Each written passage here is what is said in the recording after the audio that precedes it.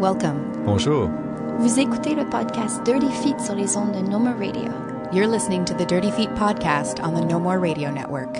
Nous sommes vos animateurs, Et animatrices, We are your hosts, Allison Burns JD Papillon. et Stéphanie Morin-Robert. Listen in. Écoutez. We're gonna move you.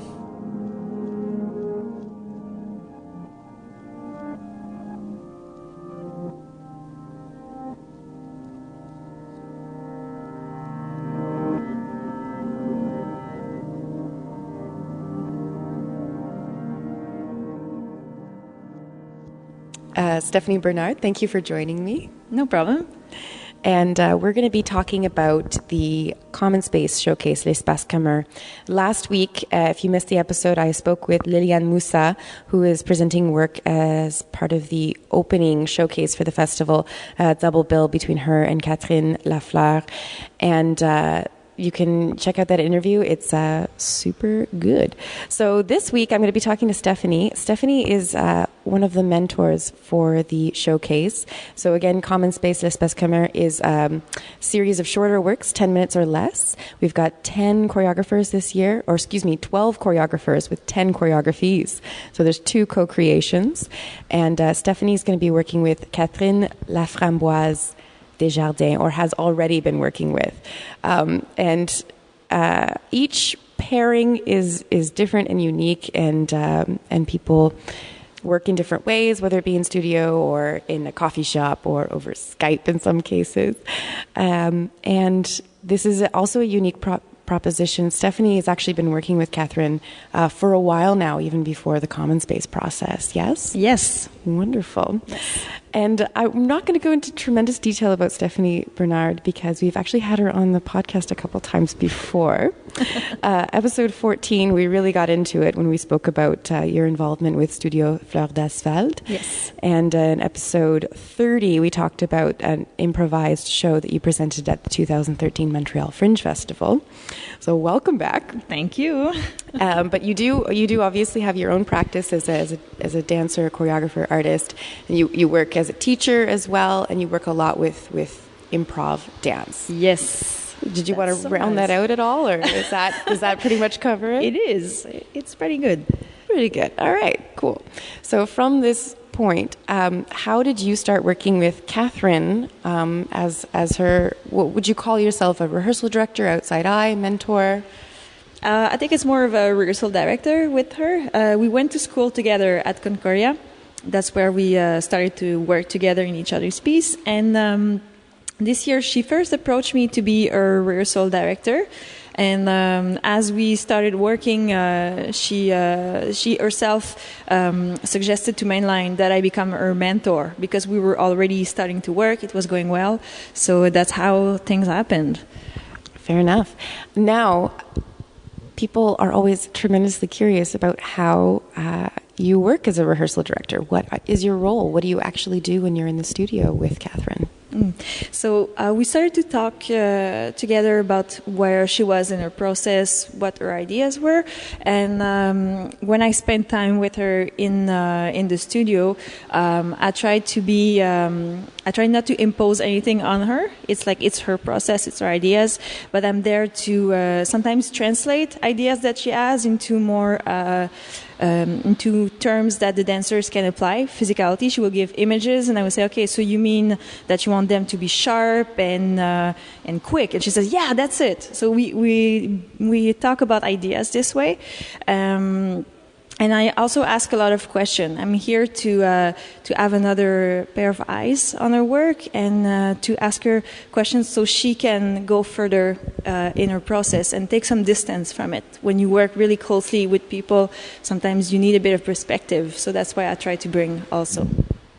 On that note, because you have been part of the process for so long now, and previous works of hers, how does that start? Do you at some point lose that perspective and they need like an additional outside eye or an additional way of feeding back? Or do you just need to like go away for a couple of weeks so you can come back and see it fresh? I try to miss some rehearsals. I try to, because we are close. I dance in her piece, she danced in mine. It's really hard to have this a bit of distance when it comes to work. I try to be as honest as I can, not to be just a friend who says nice things, but to have a really honest point of view on what she does. And sometimes I just sit there and say nothing for half an hour. I just wait and see what's going on and try not to be always too present.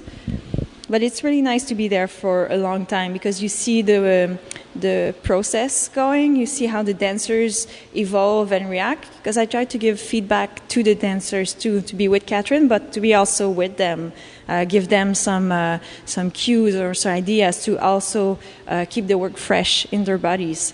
So it's nice to see the dancers applying things and discovering new ways of doing, of going through the work, and that's really exciting for me too. Do you ever give feedback on the process that Catherine is using, not just the work itself, but in the way that she's using her time in studio, or make suggestions on what to do next? She's pretty good with that already, I would say. She's the kind of person that knows what she wants. There are things that she needs to work with. She doesn't lose time. Well, except those 10 first minutes in the rehearsal where we have to get started. But I would say that she's a pretty good manager of her time and rehearsal, so that I'm really happy to see that. Describing kind of finding the right vocabulary to communicate with the artists and kind of get everybody on the same page, is this something that's born out of your experience as a teacher, do you think? I think it helps. I think it's also part of training. I've had a teacher a long time ago who said she was really she was quite obsessed with that. Say what you see first, and that's what I try to do with Catherine. I try to analyze things in a more neutral way. I say what I see, then I analyze, so that it gives her a more global understanding of what's going on. Instead of, I try to avoid opinions or anything that looks like that inside her process, and I'm going far away from your questions. Yeah, I mean, I think that's interesting as well. I think I'm thinking about like giving specific physical direction and knowing how to kind of tap into what a dancer needs to hear to get the effect that you and Catherine are looking for. Oh yeah, I'm totally because I've been teaching for a while to adults and kids. It's like it's part of me, and I try not to say too much to the dancers but it's sure that it's important for me to give them that little cue that will make them grow as dancers, not only in this process, but to make them grow as dancers as a whole for the future, because they're they're starting their careers. They're really good, Mathilde and Kim. They have really big talent. So like for me, it's just to give them that little extra physical cues that can help them grow. And when they clarify what they're doing, it helps Catherine see what she needs to do next. So I think it has to go together. And you've mentioned the dancers already. So it is a duet that Catherine is presenting. Do you want to give us a bit of a description of this? What I see is a very highly physical duet with a lot of weight shifting and support. Yes, that's pretty good. The process has shifted the last rehearsal we did. So what you will see is maybe not what I'm saying right now. Because, I'm glad that things like that happen. You go in a rehearsal and she said, okay, I need to change stuff. But yes, it is physical. There's partnering. There's a lot of softness and communication. It's quite abstract. I think it's a piece that let people use their own sense of poetry and sensitivity to understand it. She's using a lot of improvisation. And the dancers are really active into taking choices or taking different directions. She doesn't choreograph it step by step, which for me is really interesting because I can use what I know about improv to fuel the piece with her. Mm-hmm. I find that really exciting to see some improvised parts, dancers making choices according to the moment. I think that's really satisfying to see. Yeah, and the work is called It's All About Fictions, at least at this point. Yes. Subject to change, as everything is. I mean, you can hear by this snippet just talking about one of the works in the showcase, but all 10 works are undergoing dramatic transformations. It's the point of the showcase, really, to have people open up their process again and get right into it and keep working and keep improving and having pleasure in that part of the process. So we've been able to speak about the way that you two have been working specifically, and again, it does differ from group to group. One thing that is the same when we're talking about the Common Space Showcase or L'Espace Commun is the feedback session that we were so grateful to have you join us for that, yes. Where we have all 10 works shown as works in progress midway through the process, and we invite our mentors and we invite our festival organizers and some key people that know a few things about a few things to come and watch, and everyone's offered the opportunity to feed back to everyone else. Dancers are feeding back to other choreographers. Dialogue is being started. Can you give us your perspective on being in the room for the first time? That was a really intense evening. I was really happy to be there and see all those propositions that are very different. It's a really eclectic showcase. It's really interesting to see, and to have this opportunity for me to contribute to all those processes is really precious. And also really stressful. I was really trying to give the things that would inspire choreographers. And it was really interesting to hear what other mentors and other dancers have to say. I think there are all dancers, choreographers that were there had really intelligent, sensitive feedback. And that was really inspiring for me to hear. And hear other perspective on Catherine's work too was really nourishing for her and for me to renew. It's that was a really, really nice evening. I was really impressed.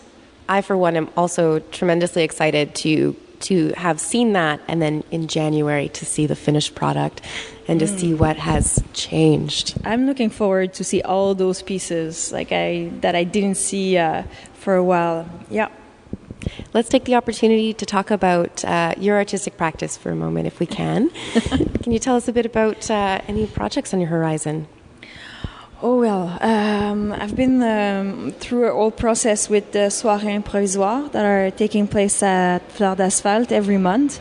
We've had a really great fall where dancers gather every month with musicians, and we do a little workshop together, and then we perform an improv for about half an hour to 45 minutes without stopping, with the musician improvising. And that's been the highlight of my fall of 2015, to see all those people coming together and see how we can genuinely perform something that could be put on stage sometimes.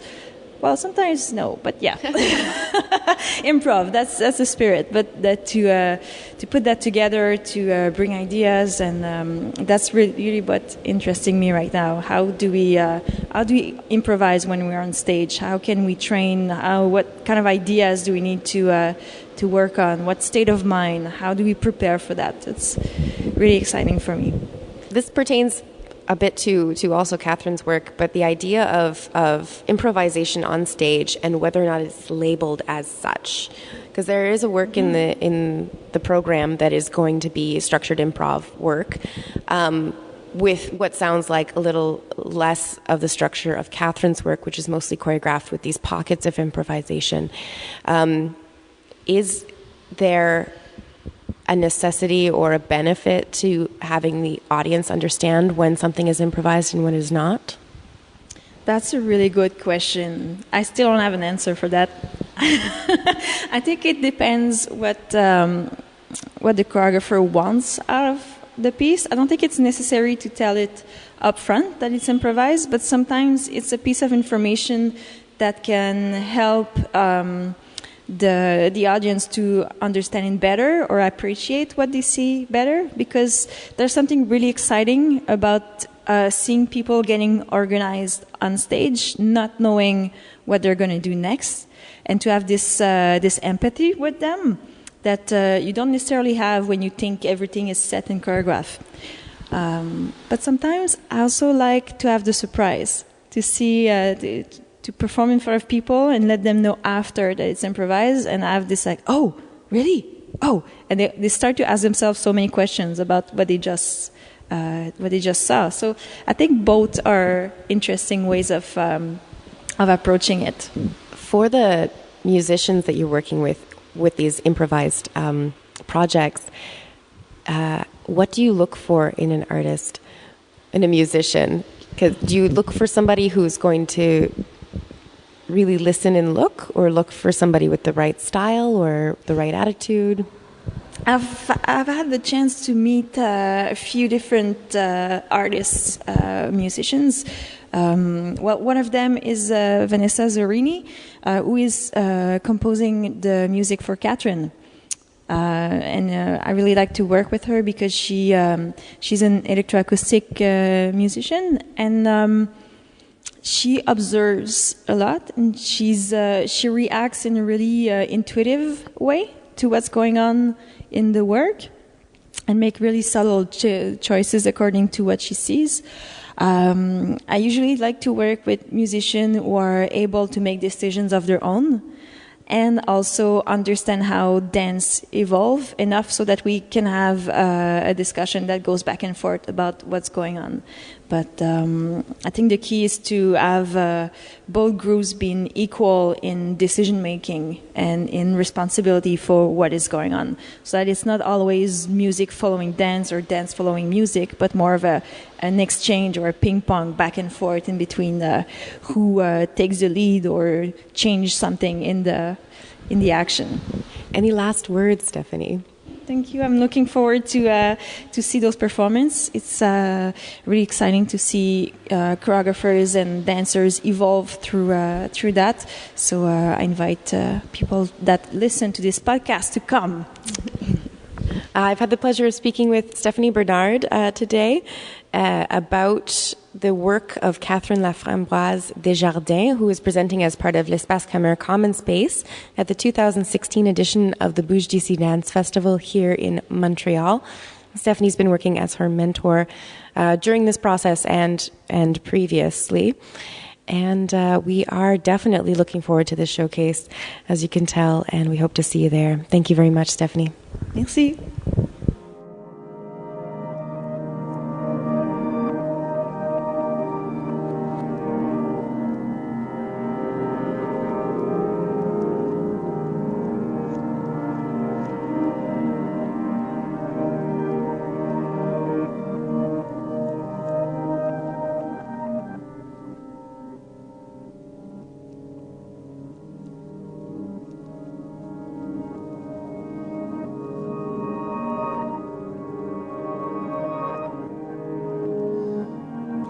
The Dirty Feet podcast is produced and hosted by Produit et animé par Allison Burns, J.D. Papillon, et Stéphanie Morin-Robert. We have Mainline Theatre, Montreal Improv Theatre, and Paula Flalo to thank.